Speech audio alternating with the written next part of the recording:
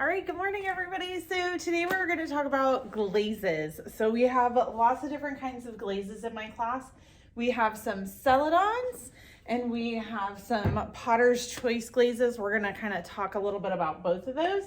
So first off, there is a difference between Celadon and the Potter's Choice. So the Celadons, most of them are transparent, so that means you can see through them. So it's like when you look through a window that has glass, colored glass, you can see through it, but it still has a color. So that would be the Celadons. The other ones, the Potter's Choice, most of these are opaque, which means that you cannot see through it. So when you first go to glaze something, A, make sure you have bisqueware, and B, make sure everything is wiped off and clean, okay? We'll talk more about that in the actual physical glazing video, but right now I want to show you how to choose your color because that's super important. So first off, when they designed these cabinets, one of these cabinets, they put a latch up here, which I have labeled, okay? And then the other cabinet, they put the latch down here. So instead of in the same spot, it's in a different spot. I know, I don't understand either, but it is what it is, and we'll figure it out. So here are my Celadons. The top shelf, it's not labeled. It's currently off limits. If by the time you watch this, it has been labeled, then it should be open for use. So when you first look at all this stuff, when you're trying to decide what color you want, you actually want to use these over here. You want to use these are test tiles.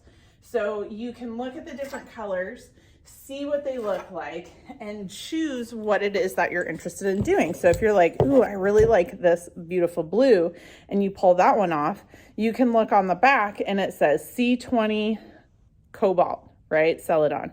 So it tells you what glaze it is. Then it also shows you how thick you're gonna need to apply it. So this is what it looks like with 1 coat of glaze. This is what it looks like with 2 coats of glaze.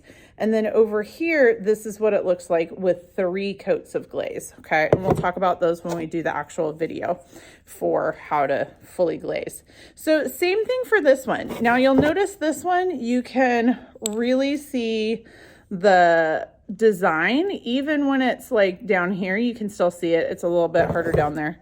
But like this one, you can see 1 coat, 2 coat, 3 coat. But you can clearly see the design all the way through because this one is fully transparent.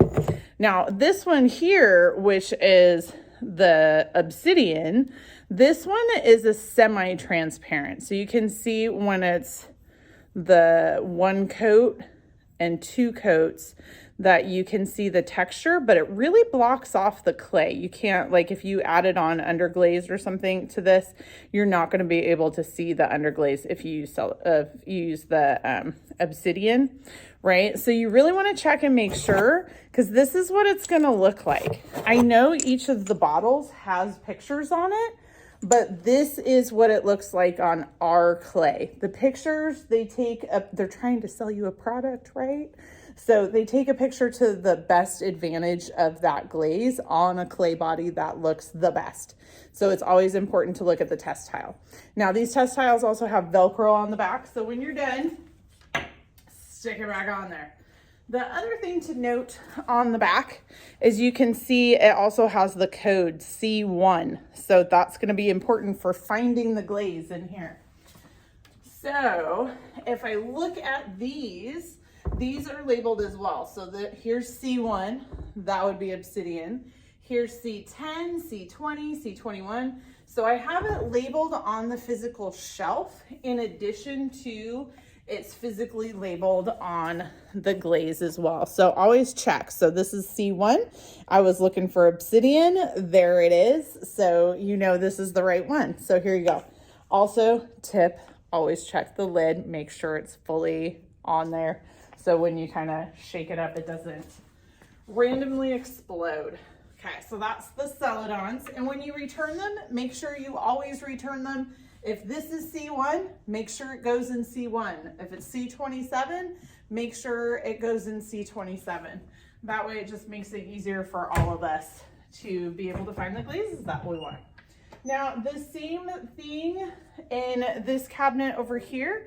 It's just the difference in the glazes. Some of them are slightly transparent, but most of them are opaque, and a lot of them have a color change depending on how thick it is. So like this one right here, you can see there's a huge difference in the glaze, right? So this one is the textured turquoise. So this one, if you have one coat, it comes out this kind of brownish tan. And if you do 2 coats, it can be a little patchy. And if you do 3 good coats, you can see that it turns this kind of turquoisey color. Similar thing with the blue rutile. If it's not super thick, and don't worry about these little white crusties, but if it's not super thick, this is the color. This is 1, 2, and 3, but it looks significantly different depending on what number of coats. And it's also good to point out too, if you have a lot of carving, you want to make sure that you're picking something where you like the color and the look on the carving, right?